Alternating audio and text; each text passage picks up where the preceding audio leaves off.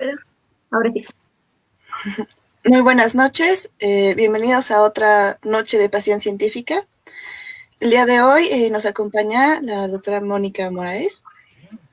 Mi nombre es Camila Merida y como parte de Ciencia Molotov, igual les presenta a Raiza Cortés. Muy buenas noches a todos. El día de hoy, como lo mencionó Camila, tenemos como nuestra bioespecialista de la noche a la doctora Mónica Moraes. Ella es especialista en palmeras de Bolivia. Actualmente se encuentra como directora del Instituto de Ecología de la UNSA y desde hace 20 años es editora en jefe de la revista Ecología en Bolivia. Es egresada de la carrera de Biología de la UNSA y realizó su maestría y doctorado en la Universidad de Aarhus, en Dinamarca.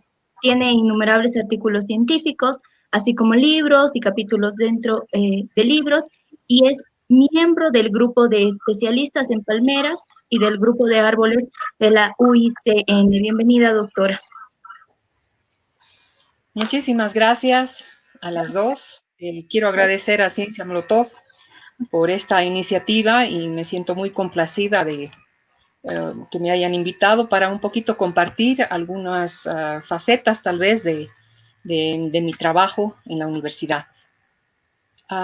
Estos enfoques de la ciencia para cuidar las palmeras únicas es un componente tal vez después de haber completado varias etapas, como por ejemplo una lista de especies, una serie de viajes al campo, y de alguna manera empieza con una identificación de ciertos grupos que son interesantes para conservar. Entonces voy a empezar tal vez con una apreciación un poco más conceptual. ¿Qué podemos entender por una especie única?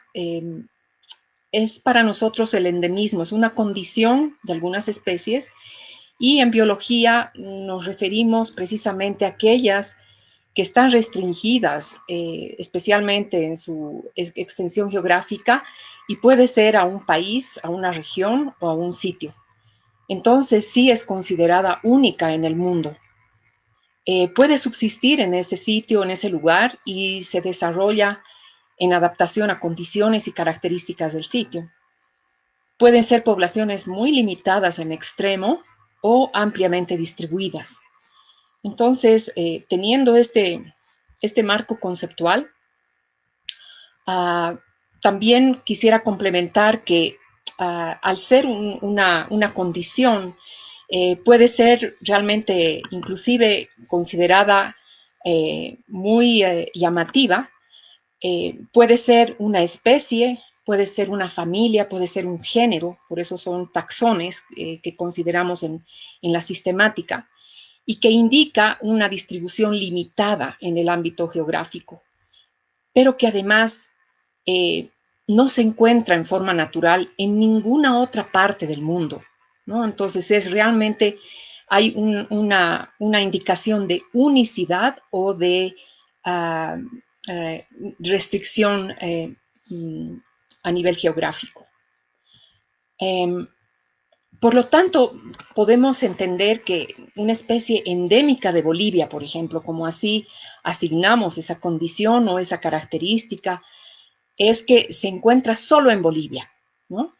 Y al ser única en el mundo, su conservación es de interés global, mundial, planetario. Pero lo que vamos a ver es que, obviamente, si decimos que está solo en Bolivia, no quiere decir que está en toda Bolivia, ¿no? Entonces, por eso es que creo que como marco, digamos, de introducción, es importante que entendamos esos conceptos, ¿no? Entonces, es una especie endémica de Bolivia y, por lo tanto, todo lo que se haga o todo lo que le pase a esa especie tiene una importancia a nivel mundial. Podemos tener algunos ejemplos para el caso de Bolivia, ¿no? O sea, hay, por ejemplo, una anacardiácea en los bosques interandinos, una cactácea en Santa Cruz, la paraba de frente roja en los valles interandinos, el bufeo, ¿no? Es Inia boliviensis, una rana de cristal en las zonas de yungas del país, está entre La Paz y Cochabamba. Puede ser también este escarabajo y de alguna manera el reconocimiento de estas especies ha cobrado una fase muy importante de documentación, es decir, de investigación en el campo, de comparar con otras especies similares y de luego llegar a una conclusión que realmente son únicas, ¿no? Pese a que crezcan en poblaciones grandes o pequeñas. Pero en el mundo de las plantas, tenemos muchos casos en todo el país, ¿no? Está en el Cerrado, está en los valles interandinos y bueno, por supuesto, también tenemos especies de palmeras que son endémicas y que solamente se encuentran en Bolivia. Este trabajo, por ejemplo, lo publicamos el 2018 y así va acumulando tal vez los esfuerzos que los botánicos estamos haciendo para que nuestro país sea estudiado, tal vez no a la par de otros países que nos rodean, porque nos llevan hasta siglos de diferencia, pero por algún motivo sí tratamos de avanzar tal vez en la identificación de estos grupos que son muy interesantes para la conservación, pero a la vez son parte de nuestro patrimonio natural. O sea, Bolivia está representada por especies que son únicas en el mundo, pero también tiene especies que son compartidas con otros países, ¿no? O sea, no quita la relevancia tal vez de los dos grupos de especies. En el caso de las palmeras de Bolivia, el ámbito de distribución, más o menos podríamos hablar de una cota altitudinal, es decir, de un máximo límite altitudinal que va hasta los 3.400 metros de altitud y abarca varias formas de ecosistemas y de regiones que bajan hasta los 180 metros sobre el nivel del mar o hacia el este del país que llega a 1.000 metros otra vez, porque toda esta parte está sobre el escudo precámbrico, entonces nuevamente tenemos otro tipo de montañas mucho más rocosas. Y a la vez también tenemos palmeras que están en el Chaco, en zonas que son inundadas como el Pantanal y por supuesto en toda la cadena andina, ya se llame yungas húmedos, ¿no? con muchos valles y bosque muy húmedo, pero también un bosque boliviano tucumano que tal vez tiene más elementos templados del sur y que está intercalado tal vez con valles interandinos secos. Lo que ha llegado, digamos, a nivel de inventario por país es que Bolivia está representada por 5 subfamilias dentro de la familia de las palmeras. Tenemos 28 géneros y 98 especies que son nativas, es decir, que corresponden a los paisajes naturales de nuestro país, porque obviamente también existen palmeras que han sido introducidas de otros países o inclusive de otros continentes. En el caso de las palmeras endémicas, encontramos que al momento se conocen 10 palmeras endémicas en Bolivia y 3 de estas se encuentran en valles interandinos secos o semihúmedos, digamos. Y aquí tienen los nombres. Esta es conocida como el janchicoco, Parajubaea torallí, que es el nombre científico, y luego son los autores. Luego está una prima hermana, digamos así, es Parajubaea zunca, que la describí en 1996 como nueva y que está concentrada en la zona de Valle Grande, en Santa Cruz. Y está Ciagrus yungasensis, que también la describí, y está en el valle del río La Sunta, en la provincia Sudyungas del departamento de La Paz. Entonces ustedes pueden ver que se trata de hábitos conocidos como una forma de crecimiento arbóreo, es decir, presentan un tronco solitario muy bien desarrollado, tal vez mucho más en el caso del janchicoco. Aquí tenemos a la zunca, como así la llaman localmente, tiene también un tronco desarrollado y lo propio, tal vez mucho más delgado, en el caso del humuto o coquito, como así lo llaman localmente. Entonces, voy a empezar a hablar en primer lugar del janchicoco. Quisiera dar una connotación en realidad de un acúmulo de varios viajes que se han hecho a distintas zonas del país. Se trata de una especie que estos parches verdes que ustedes están viendo acá, da, digamos, la idea que sus poblaciones están extendidas en parches más o menos continuos, o sea, llegan a formar bosques de palmeras. Es espectacular. Estamos hablando de los departamentos, sobre todo en el norte y centro de Chuquisaca y el noreste de Potosí. En un rango altitudinal de 2.700 a 3.400 metros de altitud. Es una palmera que crece hasta 28 metros, tiene un diámetro de casi 50, 60 centímetros de ancho y tiene esta característica de tener muchas poblaciones con un patrón de distribución muy extendido. Como digo, forman verdaderos bosques en los valles interandinos secos. Y claro, la logística es súper complicada para llegar, pero tal vez es un elemento interesante porque tal vez esa complicación, digamos, de llegar a los sitios, pues también las conserva, ¿no? En el tiempo. Pero en algunos sitios donde se ha evaluado, especialmente en la parte del norte de la provincia Sudáñez de Chuquisaca, se ha evaluado que algunas de las poblaciones son en realidad autorregenerativas. Esto quiere decir que la población per se está en muy buena salud. Es decir, hay una renovación permanente, ¿no? O sea que los adultos están produciendo flores y frutos y esos frutos están produciendo semillas y van repitiendo el ciclo permanentemente para que sea una especie realmente muy saludable a nivel poblacional. Pero tal vez una característica en toda su distribución es que en algunos casos está en medio de cultivos, hay un desorden tal vez de manejo territorial que puede generar ciertos impactos en estas poblaciones de palmeras. Por otro lado, también está un turismo un poquito desordenado y la planificación de nuevos caminos, que todos sabemos a qué va, ¿no? Cuáles son las repercusiones de cuando hay estos planes de vertebración vial.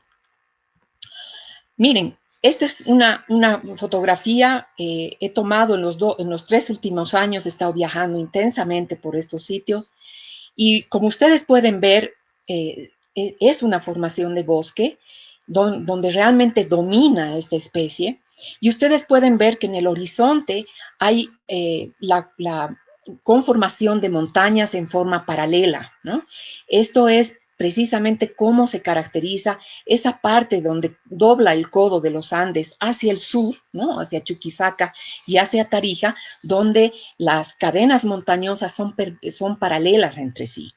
Y lo que notamos es que realmente en la cima de las montañas es donde se desarrolla mucho mejor estas poblaciones.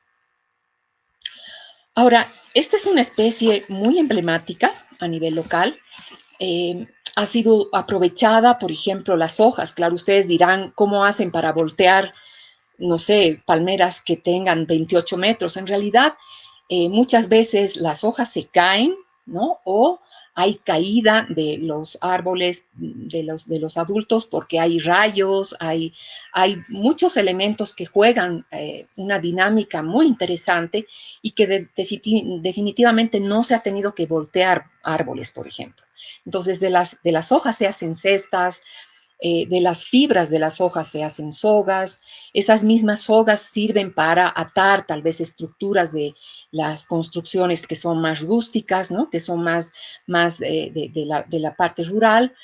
El coco o el fruto o la manzana, como la llaman, porque claro, tiene esa cáscara que es verde, pese a que ya está maduro, cuando se pela toda esta cáscara y luego también la parte interior, que es muy fibrosa, podemos cosechar las almendras. No sé si alguna vez ustedes han tomado la horchata del coco o del coquito o del janchicoco, como se conoce en Cochabamba y en la misma Sucre. Ahí se toma la horchata, que es un refresco, digamos así, hervido, ¿no? De canela con el coco rallado.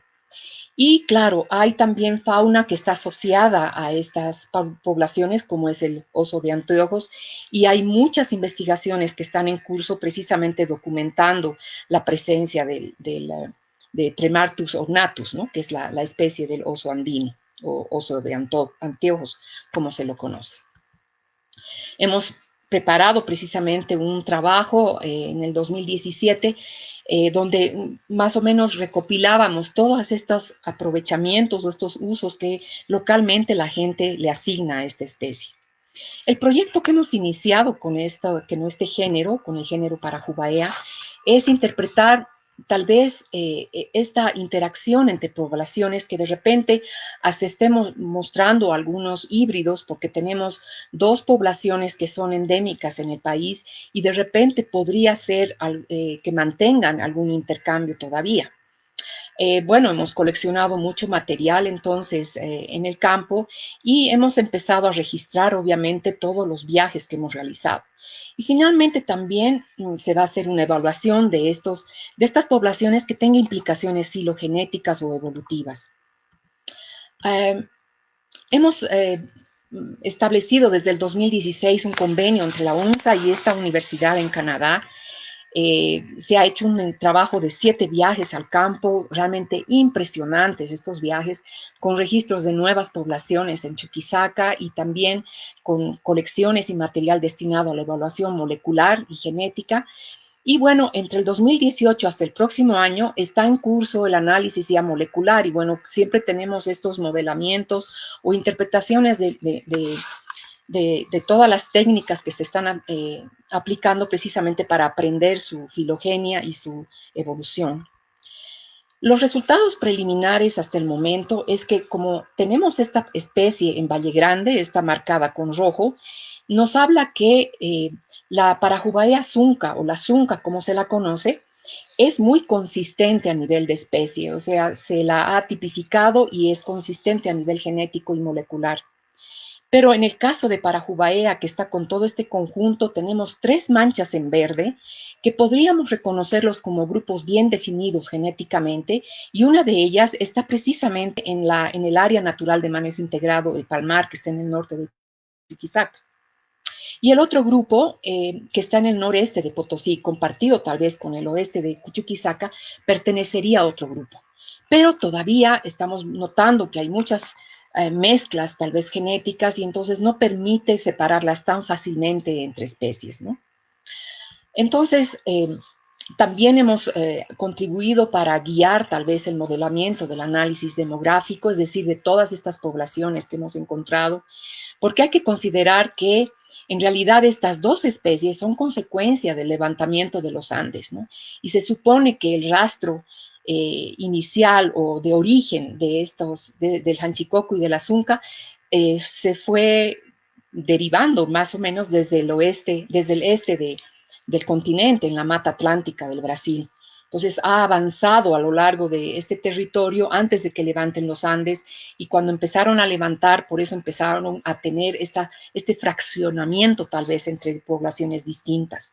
Entonces podríamos aseverar ya con ciertas tendencias moleculares que se ha hecho en todo el rastro de géneros que están en este territorio del Cerrado del Brasil, que la Parajubaea zunca es más antigua tal vez, fue la primera en establecerse en los Andes y luego el Hanchicoco es más reciente. Pero la investigación continúa, ¿no? Todavía tenemos que generar estas conclusiones del estudio de genética, hay una investigación sobre los patrones fenológicos en la Universidad de Sucre, sobre la producción de frutos, también hay un seguimiento de floración y fructificación con los guardaparques en el Palmar y estamos también proponiendo un proyecto para evaluar con categorías de la Unión Internacional para la Conservación de la Naturaleza de esta especie. Ahora pasamos con la otra palmera endémica, es Ciagrus yungacensis, que precisamente como su nombre habla, está en áreas de yungas. Se la conoce como humuto o coquito en el sitio. Vean que en este caso solamente estamos mostrando una celda, digamos, de poblaciones. Crece solamente hasta 8 metros, pero está en un rango entre 700 a 1500 metros de altitud. Son pocas poblaciones las que hemos encontrado y muy poco extendidas en los bosques y está a lo largo del valle del río de la Zunta, especialmente en este rango altitudinal. Y por otro lado hemos notado que algunas poblaciones están afectadas por la expansión de los cultivos de coca. Si notamos, digamos, entre el rastro, el tramo entre Chulumani y La Sunta, esta población la vamos a ver muy, muy esporádicamente a ambos lados del camino, ¿no? Y lo curioso también es que está siempre en laderas muy, muy empinadas y además sobre un sustrato casi totalmente rocoso, ¿no? Bueno, el aprovechamiento que se le da es realmente muy, muy limitado, sobre todo los niños muy traviesos, siempre están cosechando los frutos que están maduros, se pela la cáscara y la fibra que está al interior es muy dulce, tiene un sabor muy dulce, casi a durazno, y además en el interior se encuentran estas semillas, así como hemos visto en el janchicoco, que también son comestibles. El proyecto que hemos iniciado se llama Conservación ex situ. ¿Qué quiere decir ex situ? Que está fuera de su sitio natural. Entonces, lo que estamos volcando es que, por un lado, desarrollemos acciones que tengan que ver con la conservación, pero a través del establecimiento de viveros, y así ayudemos a que se conserve, a que se pueda plantar, por ejemplo, en jardines botánicos, en plazas, ¿no? Y que además un poquito ayudemos a consolidar la concientización local sobre las especies endémicas. Y por otro lado, también motivar este cultivo, inclusive el plan de trabajar con el municipio de la ciudad de La Paz. Ustedes me preguntarán por qué. Ahora voy a ir a eso. Hemos hecho ya estos viajes, hemos aumentado un montón de puntos georreferenciados, se han hecho colecciones, pero por supuesto nuestra meta importante era recolectar las semillas para iniciar nuestros viveros. Se ha removido la capa fibrosa, es decir, toda esa envoltura tal vez de las semillas, y encontramos que habían larvas de un escarabajo que es muy especialista en palmeras, no solamente está en esta especie. Por lo tanto, hemos tenido que descartar también esas semillas porque ya no tenían embrión. En Chirca, que está muy cerca a Chulumani, hemos instalado el primer vivero precisamente para empezar a comparar la germinación. Entonces, esa ha sido nuestra primera fase, pero realmente en 10 meses solamente había germinado una semilla. Chirca es mucho más húmeda que el sitio natural del Umuto. Entonces, hicimos el esfuerzo de organizar primero toda una serie de tratamientos, porque realmente es la primera vez que en Bolivia se experimenta para aprender cuál será el mejor que se aplique con esta especie, ¿no? Hemos mezclado tierra negra con arena, luego con piedras cuarzo, un poquito para mejorar tal vez que drene mejor el agua. Hemos plantado en bolsas con grupos de A2 o de 12 semillas. Y la segunda fase ha sido trasladar todo ese vivero al Jardín Botánico La Paz, que está en Cotacota, que está en instalaciones del Jardín Botánico en Cotacota de la UNSA. Y ahí está nuestro experimento desarrollándose súper bien y además con muy buenos resultados al momento. Pese a la pandemia, no hemos interrumpido para nada el seguimiento de este experimento y ya tenemos, bueno, es todavía bajo, pero a 2 años de haber iniciado, pues ya tenemos 19 germinadas, ¿no? Los pasos que tenemos a seguir, pues es que, bueno, todavía tenemos que monitorear el crecimiento de las plántulas, tenemos que hacer ahora, creo que va a ser el esfuerzo más grande, el trasplante para ampliar esta cobertura de germinación y preparar la propagación piloto en La Paz.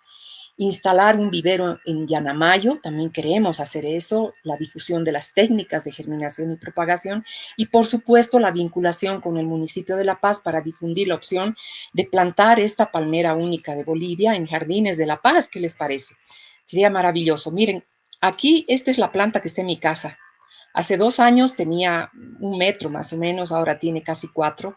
Entonces ahí es donde me di cuenta que realmente puede funcionar el introducirla a 3.400 metros de altitud o 3.600, veremos cómo nos va.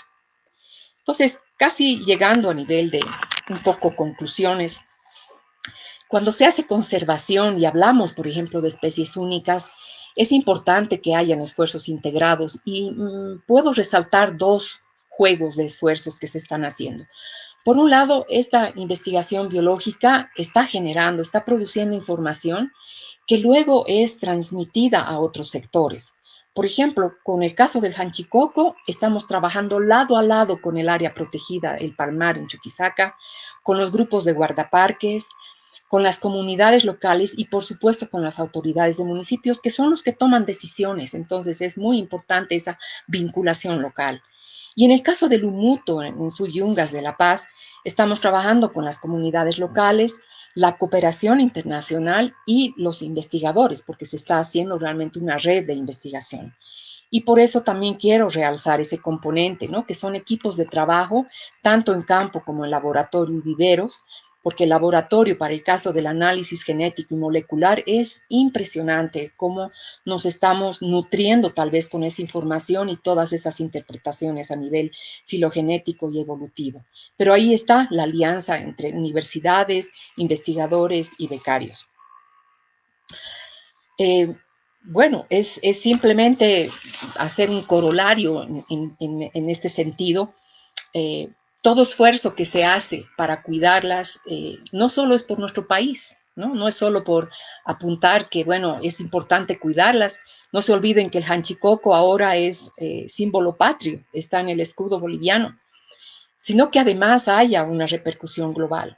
Entonces, ya sea que estamos con un enfoque genético o un enfoque de la parte más agronómica, tal vez, de la especie, pues con estas tres palmeras endémicas que son únicas en el mundo, pues tenemos una expectativa, si quieren, una alianza con otros socios a nivel mundial.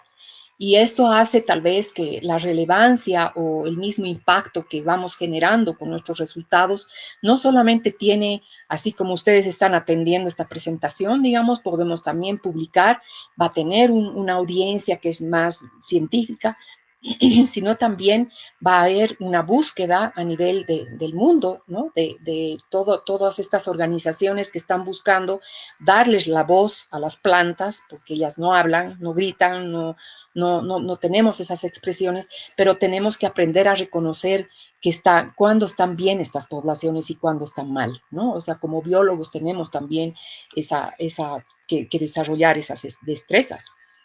Quiero aprovechar también de agradecer, bueno, a todo mi aval institucional, empezando por la Universidad Mayor de San Andrés, la Facultad de Ciencias Puras y Naturales, la carrera de Biología, el Instituto de Ecología y el Herbario Nacional de Bolivia, que son prácticamente mi segunda casa. Y por otro lado, especialmente en el caso del Umuto, o sea, de Ciagrus yungasensis, de esta que crece en los Sud-Yungas, pues es con esta organización internacional que es de Jardines Botánicos y Conservación Internacional, como se desglosaría en castellano, la Fundación Franklinia, que ha otorgado un pequeño financiamiento y que gracias a que, bueno, estamos avanzando, pues nos han renovado el financiamiento hasta el próximo año. Y ahí está también, claro, Fundeco que nos está colaborando. Pero también está la opción, ojalá que consigamos ese financiamiento con la Unión Internacional para la Conservación de la Naturaleza, porque así podríamos también involucrar a tesistas, porque durante 8 meses o 9 meses podamos avanzar tal vez en cierta documentación y ver un poco cómo categorizamos el estado de conservación del Hanchicoco. Bueno, creo que ahí, bueno, me he ahorrado 2 minutitos, pero de repente habrá tiempo para preguntas. Muchísimas gracias a todos por su atención. Muchas gracias. Ha sido una hermosa presentación, sobre todo para conocer mucho más respecto a las diferentes especies que hemos tenido y que capaz no se les ha dado tanta visualización como nos la ha mostrado en esta presentación. Gracias. Muchas gracias, Mónica. De verdad, creo que aprender de esta forma más sobre la riqueza que tenemos y cuáles son las especies también de palmeras que tenemos en el país y que quizás muchos no conocemos, nos permite también que más gente que ahora no es solamente académica y que nos está siguiendo en la página pueda ampliar más este conocimiento. Tenemos algunas preguntas de Facebook y también algunas preguntas nosotras que me gustaría que nos ayudes a responderlas. Una pregunta que yo tengo es, estas palmeras, por ejemplo, la que está creciendo en tu jardín, podrían usarse en la ornamentación de los jardines de la ciudad y así como que evitar estas plantas que parecen o que son bonitas, digamos, visualmente, pa- para poder arreglar la ciudad. Sí, esa es la idea, ¿no? Es la idea de tal vez buscar una sintonía mucho más comprometida con nuestras especies nativas y de darle una tónica distinta a la ciudad, ¿no? Porque sí tenemos dactilíferas, tenemos canariensis, tenemos un montón de especies que vienen más del Mediterráneo, del norte de África, pero ¿por qué no darle, digamos, un empuje, un reconocimiento a la posibilidad de poder plantar? Ahora, si está bien así en mi jardín es hasta ahora porque la estoy cuidando un montón, o sea que creo que el desafío va a ser que lleguemos a que se establezcan súper bien, tal vez es cada una de estas plantas que van a estar muy bien acondicionadas. Entonces, obviamente, estamos todavía en el proceso de prueba y error, ¿me entiendes? O sea, por el momento la germinación ya la tenemos más o menos avanzada, pero ahora va a venir la faceta esta de trasplantar y esa sí que es una prueba de lujo, ¿no? Porque como estamos viendo son distintas condiciones en La Paz y de repente es una especie plástica, o sea, me refiero a que es mucho más flexible para adaptarse, como son la mayoría de las especies en el género Ciagrus. Por eso ese es otra de los elementos que lo he tenido en mente y por eso es que también la he seleccionado como haremos la prueba.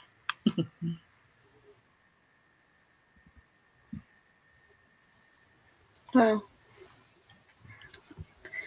La verdad, como he visto, es su primer experimento, o sea, se inicia desde lo más pequeño y eso va a dar, sobre todo, si se le da un enfoque igual, como el que está comentando, mucha más importancia ya a lo que serían las especies endémicas dentro del país, que vamos o no, están un poco sesgadas.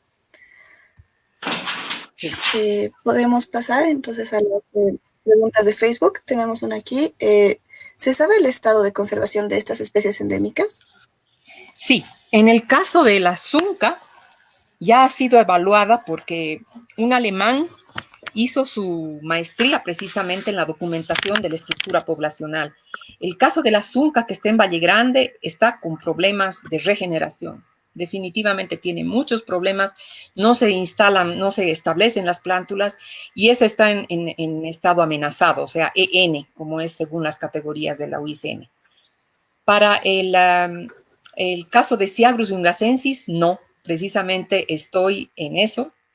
Se ha hecho en el Libro Rojo de Bolivia, pero ustedes saben que el Libro Rojo de Bolivia no ha sido apropiado por la Unión Internacional para la Conservación de la Naturaleza porque se ha modificado el método. Entonces ellos no han subido los resultados de los libros rojos, ninguno, ni de animales ni de plantas, no está disponible en la página de la UICN, no han reconocido. Entonces tenemos que volver a evaluar.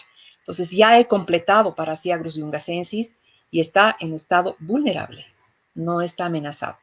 En cambio, Hanchicoco no ha sido todavía evaluada. Por eso es que les decía que he postulado a financiamiento para aplicar la evaluación. Pero yo creo que va a ser también vulnerable, o sea, de lo más amenazado, el menos problemático. ¿Qué más?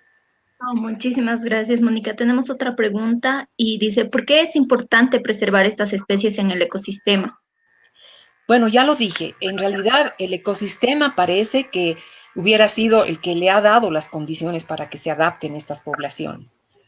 Pero al ser endémicas, es decir, al ser únicas en el mundo, asumimos el compromiso de hacer más esfuerzo por cuidarlas y por mantenerlas y por restaurarlas, si es que es el caso que tiene, por ejemplo, la de Valle Grande, ¿no? Y que ahora han sufrido incendios, aunque creo que no han llegado a los palmares.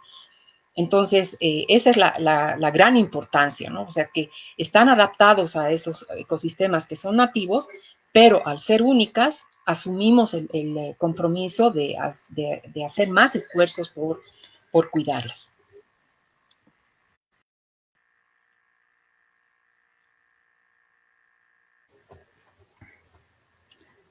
Muchas gracias, doctora. La siguiente pregunta es, un segundito. ¿Cuáles son los factores ambientales que afectan más a la germinación de las plántulas? Yo diría los edáficos, ¿no? O sea, tiene que ver con los nutrientes, por un lado. Por otro, como les dije, lo que hemos replicado es precisamente que hemos escarbado, ¿no? Para ver cómo está germinando en forma natural esta especie y nos hemos dado cuenta que siempre están agregadas las semillas, ¿no? En el sustrato y muy profundo, muy abigarradas, digamos, muy apretadas, pero siempre con un sustrato que es con muy buen drenaje. Entonces, eso es lo que hemos querido replicar tal vez en el experimento. Así.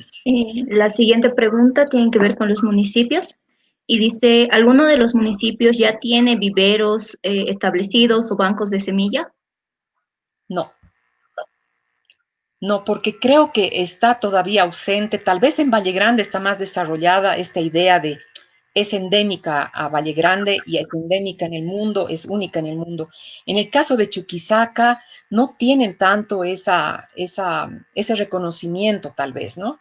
Entonces hay que hacer trabajo y bueno, por lo menos el AMNI, el Palmar, ha empezado hace tiempo a trabajar con comunidades, están haciendo realmente trabajos súper bonitos. Estamos además yendo intermitentemente a visitarlos y hacen presentación de avances de los esfuerzos que están haciendo los guardaparques. Así que ahí creo que se ha iniciado con este tema de la concientización local, ¿no? Creo que eso es importante.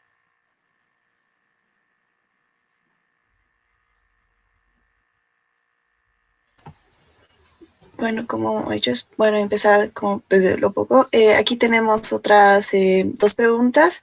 ¿Se espera quizá encontrar híbridos en una especie, en una de las especies? Y la siguiente pregunta es, ¿se vieron morfologías intermedias?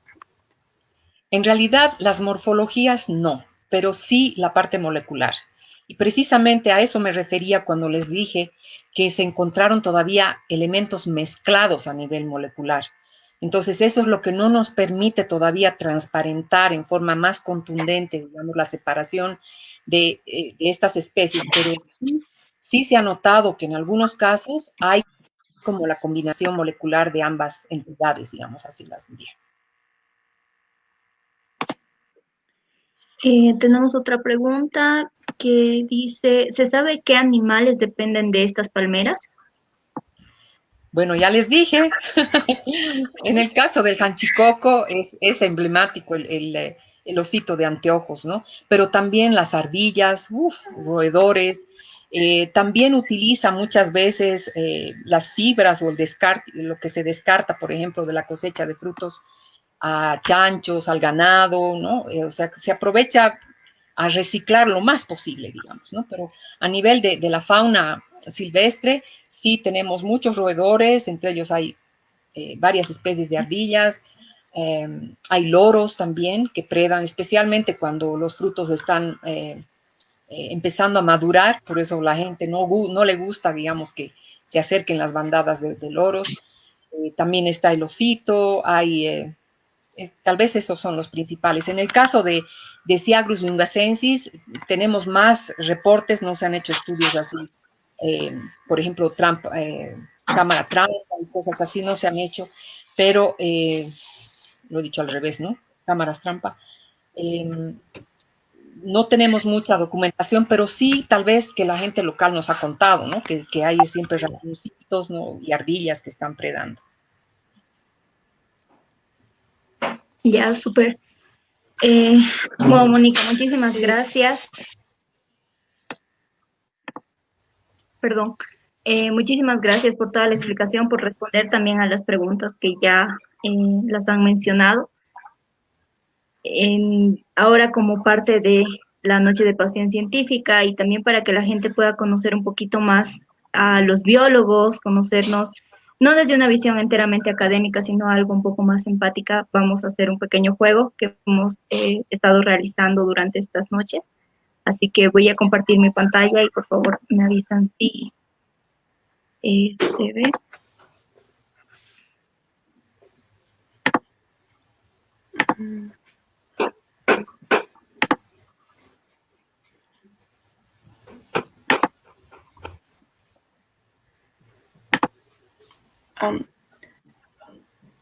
Ahora sí. Sí, se ve. ¿Se ve la pantalla? Ya, súper.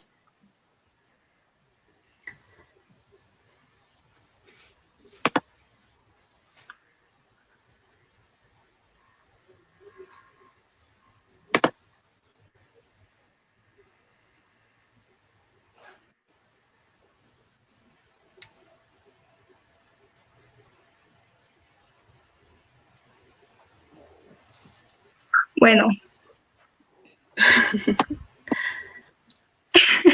Esta es una nueva pregunta que ha salido y lo que tú nos tienes que decir es una frase que puedas usar en campo o laboratorio, y aquí viene una segunda ruleta para ver en qué otro lugar más podrías usar esa frase. Ah, la misma. Ajá. Ya. Ay, qué bandidas son.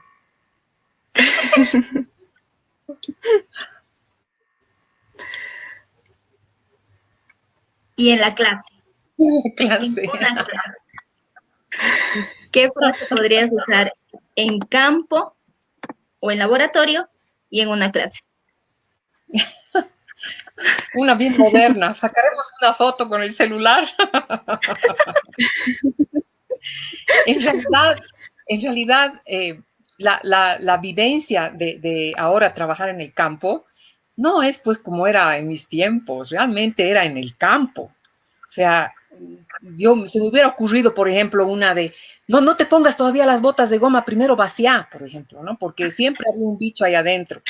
Pero ahora ustedes no viven tanto, no tienen esas experiencias.